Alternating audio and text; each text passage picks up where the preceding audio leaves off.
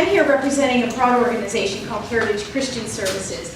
In our 32 years, we're probably most known for our work in ensuring that all those with intellectual and developmental disabilities are living a life full of dignity and respect. But what you might not know is that recently we've answered a call and challenged ourselves to be able to serve our community more broadly. And we've achieved that in serving youth all the way through the elders in our community, in ensuring that all are valued and respected, all are given the opportunity to live a life of dignity and respect. It really is the heart of our mission. Community, one thing people hear me say non-stop. Community is two things. It is a place and a relationship. And every time we talk about community at Herritage Christian Services, we remember those things. We follow a very specific model of community to really try to keep us focused.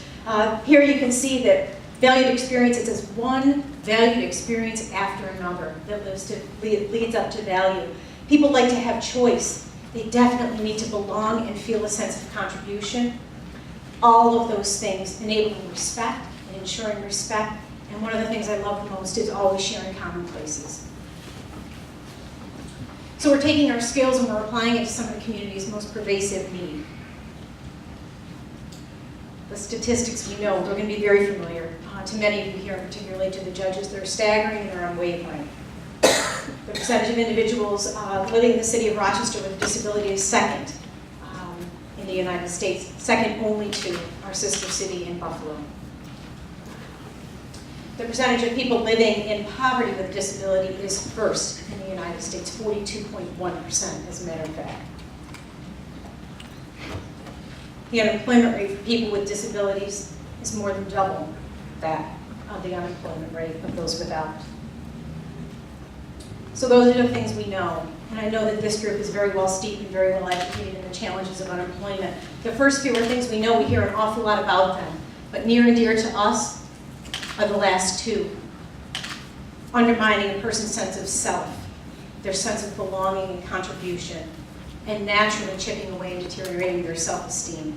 And those lead to and steamroll into so many challenges that impact not only the person, but their family, and again, community as a relationship, the community around them. So a few years ago, we answered the call to begin to develop our skills in helping individuals get right fit jobs, hence the title, right fit jobs. And through the Employment Alliance, we focus on both. We focus on job placement and also job development. Some of you may be wondering, if a person is eligible and qualifies, certainly some of the job placement work can be funded. The major gap is that none of the job development is funded, gaining employers who are willing to think differently about expanding their talent pool for prospective positions.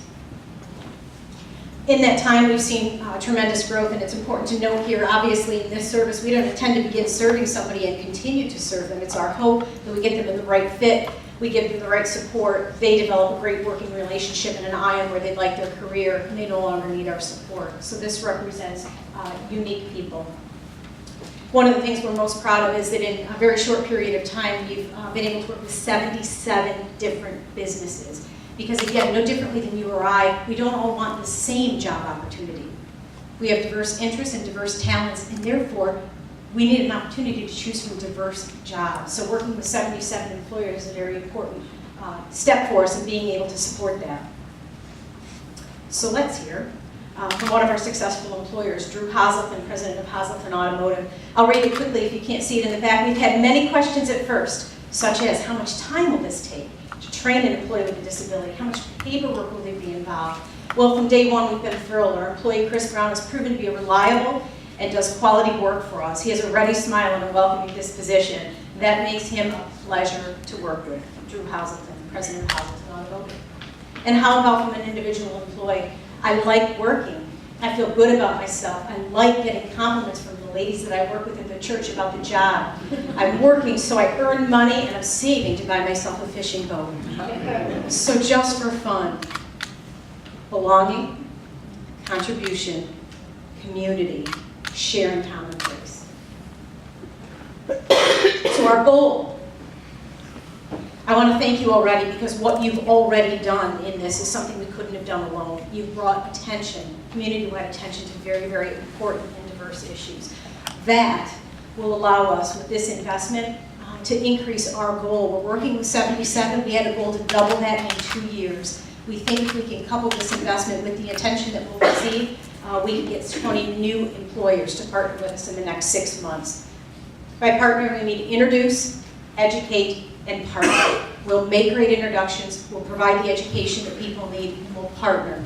Of course, what we want is that partnership to end in employment sooner rather than later. There are many other ways that we can help. Individuals who are within the school district who may not have the opportunity to graduate with a Regents diploma, they need work skill training. It's very difficult for the educational system to always be out recruiting new talent. We'll help with that, we're already there. Helping businesses focus on gaining the skills they need, learning about the benefit of broadening their job pool so that we're able to bring more talent. We're going to target small businesses in this. You may have seen that already in our community. Larger organizations are more deeply steeped in HR departments, perhaps. Maybe they feel a little bit more confident in doing so. Smaller businesses, it's a little bit harder for them to take that risk. Thank you very much for what you've already done to help ensure that all are treated with dignity and respect.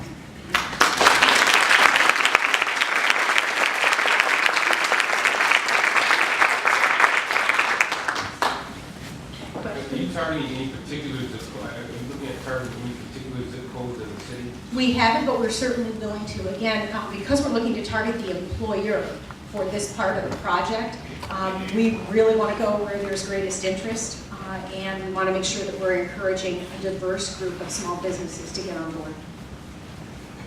Are you working with Project Search? We have for years, yes, and it's a fantastic. All of programs like Project Search have really helped build the infrastructure for individuals with disabilities to access broader careers. We want to take that to the next step and make sure there's certainly a demand for jobs. Now we want to make sure that we have the right fit employers to fill those jobs. Thank you so much.